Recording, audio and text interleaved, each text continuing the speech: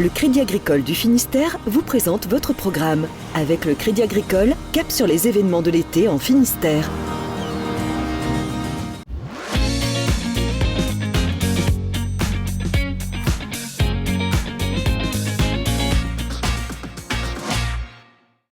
Bonjour à tous et bienvenue dans l'Instant été, dernier week-end, dernière ligne droite pour le Festival interceltique de Lorient, à la fois pour les scènes officielles du festival mais aussi pour les bars lorientais. C'est également la toute première édition du tout nouveau président du FIL, alors on en parle juste après le reportage de vos rédactions de TBO, TB Sud et du Télégramme.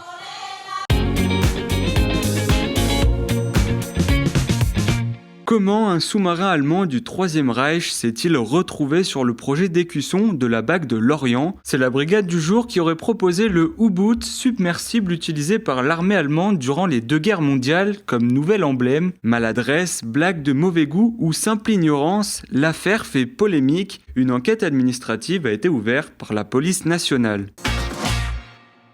50 000 festivaliers attendus ce week-end à Landerneau pour la fête du bruit. Les festivités débutent ce vendredi avec notamment le concert des métalleux de Prophets of Rage. D'autres grands noms sont au programme les autres soirs comme Necfeu, DJ Snake et l'incontournable Gossip. De quoi bien s'amuser tout le week-end.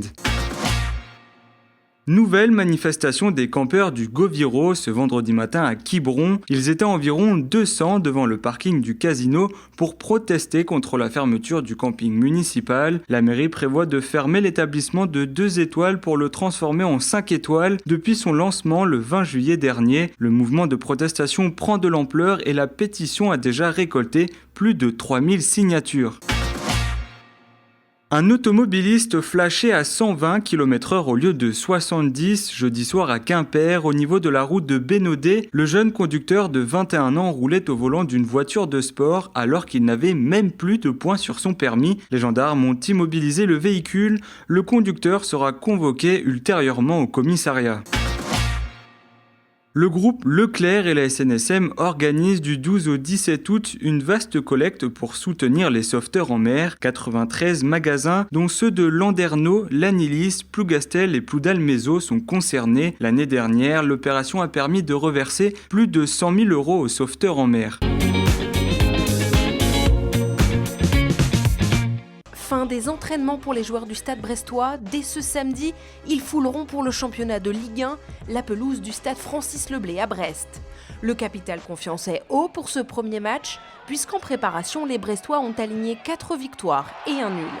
Le nouveau coach Olivier Dalloglio, qui succède à Jean-Marc Furlan, a donc de l'envie pour ce premier match en championnat de Ligue 1, un niveau que le Stade brestois avait quitté en 2013. Il ne faudra pas qu'on soit trop stressé sur ce premier match, il faudra se lâcher, tout en restant hyper sérieux, bien sûr. Moi, ce que je demande toujours, c'est d'être sérieux dans ce qu'on fait, et puis après de pouvoir se libérer et montrer nos qualités, parce que c'est une équipe qui a des qualités.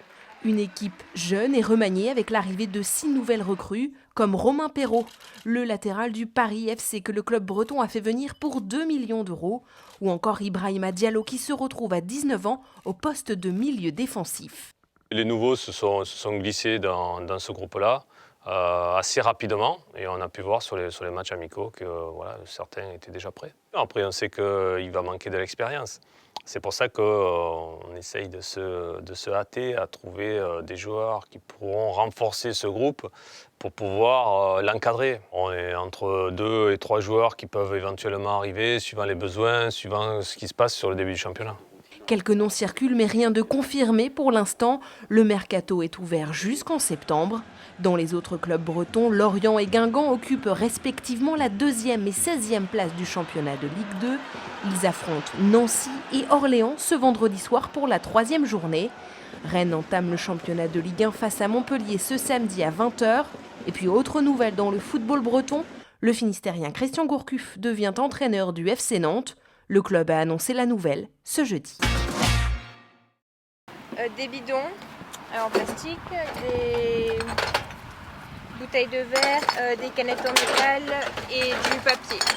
Le résultat de la collecte parle de lui-même. L'espace public est pollué. Ramasser les déchets abandonnés sur la voie publique au Folgouette, c'est une mission que s'est fixée Maëva, une jeune habitante de la commune, collégienne de 13 ans. Une initiative spontanée et complètement bénévole, dictée par une préoccupation. Je pense que chaque personne qui nettoie quelque chose et qui pollue pas, elle peut s'attendre à un meilleur avenir qu'une personne qui n'a pas pollué du coup. C'est le 3e jour que Maëva consacre au ramassage des déchets. Ce mercredi, elle est rejointe par son amie Eva. La jeune fille est impressionnée par le fruit de sa collecte. Comme c'est la première fois que je fais, les mégots et le nombre qu'il y a, je trouve ça sidérant. À quelques kilomètres de là, même initiative de la part de ces 2 jeunes filles. On ramasse tous les déchets qu'on trouve. Je me dis que c'est pour moi, c'est pour mon avenir, donc puis au moins ça m'occupe. Ça me fait passer du temps avec mon ami et je pense à moi, quoi. On a vu ça sur les réseaux sociaux, qu'il y avait un nouveau challenge qui consistait à mettre des mégots dans une bouteille. Ils sont récoltés pour une association qui les transforme en meubles. Et je pense que c'est quand même plus joli de voir un sol bien nettoyé que rempli de déchets. Donc je pense que c'est aussi un peu pour nous et pour notre avenir qu'on a fait ça. Elles ne connaissent ni Maëva, ni Eva, mais elles ont eu la même idée, au même moment. Je me dis que c'est quand même bien qu'on n'est pas les seuls à le faire et qu'elles ont eu l'idée de le faire aussi. C'est vrai qu'on voit quelques personnes qui le font, mais on se dit c'est pas à côté de chez nous et pourtant ça bouge quand même, donc on est quand même heureuse. L'engagement de ces jeunes filles montre que les jeunes sont très soucieux de l'environnement. En témoigne le succès planétaire du Trash Tag Challenge, relancé en mars dernier par un jeune Algérien, Younes Drissitani. Le principe, publier une photo avant et après nettoyage d'un site naturel. Et nous sommes de retour en plein cœur du festival interceltique pour ce tout dernier week-end avec Jean Peters. Bonjour. Bonjour. Vous êtes le tout nouveau président du festival. Vous êtes aussi le président de l'Université Bretagne Sud. Comment est-ce qu'on passe d'une présidence à l'autre ? En fait, pour le moment, je les cumule. Ouais. Donc mais bon, c'est les vacances à l'université. En fait, ce sont des missions qui sont relativement semblables en termes d'organisation, de stratégie, de relations extérieures. Donc finalement, c'est quand même beaucoup semblable, au moins à 80%, quoi. Et c'est une histoire de passion qui vous a amené à cette présidence-là ? Oui, enfin, je suis... On vous croisait déjà en tant que bénévole à l'époque. Ouais, c'est ça. Ça fait 35-36 ans que je suis bénévole au festival. Ouais. Donc là, il y a un moment donné dans la vie, on se dit, finalement, il y a peut-être un défi intéressant à affronter. Alors, première édition pour vous, première fois que vous arpentez les allées du festival en tant que président. Quelles ont été vos missions et vos objectifs ? Les missions, les objectifs, c'était surtout de re-regarder la totalité d'un nouvel œil, donc d'une nouvelle fonction, en effet, en se disant, voilà, je suis responsable de ça, d'une certaine façon, je suis responsable de ça, et donc je dois avoir une meilleure compréhension. Et c'était aussi le fait d'aller à la rencontre de différents bénévoles, de différents services qui ont vraiment une demande d'écoute, et puis aussi à la rencontre de différents acteurs intérieur au festival et extérieur au festival, pour aussi comprendre ce qu'ils désirent et aussi ce qu'ils pensent de l'avenir, quoi.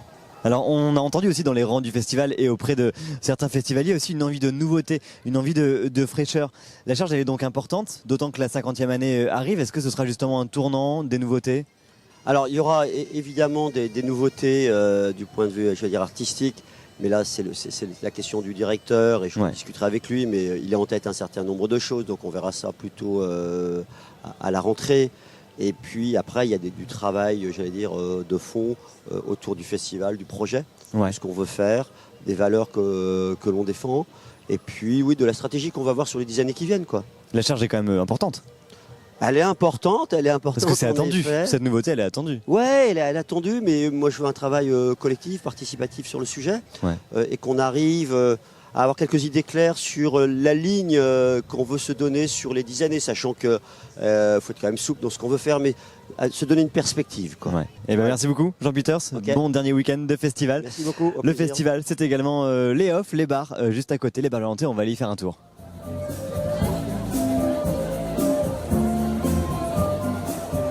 Et l'un des bars qui fait bouger le off du festival, c'est celui-ci, La Truie et sa portée. Son patron est avec nous, Alexandre Boris, bonjour à vous. Bonjour. Dès le premier soir jusqu'au dernier soir, votre établissement se met aux couleurs du festival interceltique. Ça fait plus de 20 ans, ça veut dire que pour vous aussi, l'événement il est immanquable ?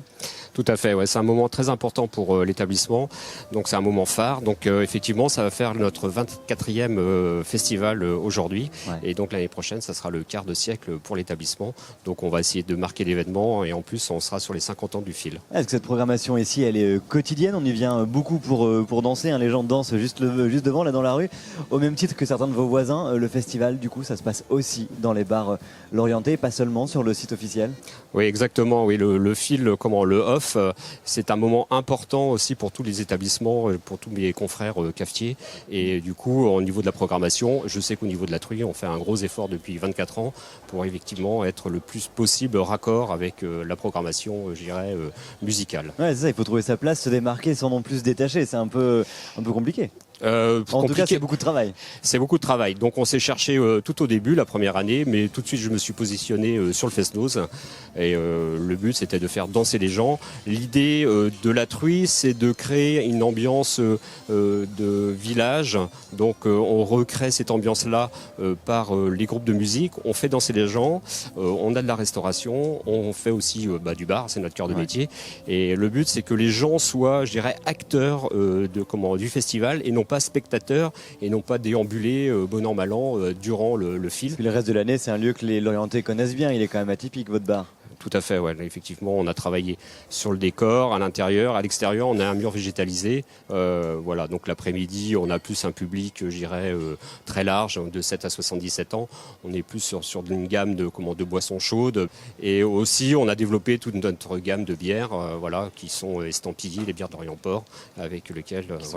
Merci beaucoup, Alexandre Bourris. Merci à vous. Merci à vous de nous avoir suivis. Le Festival Interceltique de Lorient, c'est encore tout ce week-end. Alors, n'hésitez pas à venir nous rejoindre.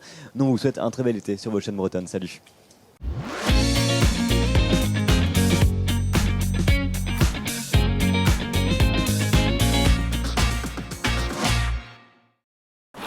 Votre programme vous a été présenté par le Crédit Agricole du Finistère. Avec le Crédit Agricole, cap sur les événements de l'été en Finistère.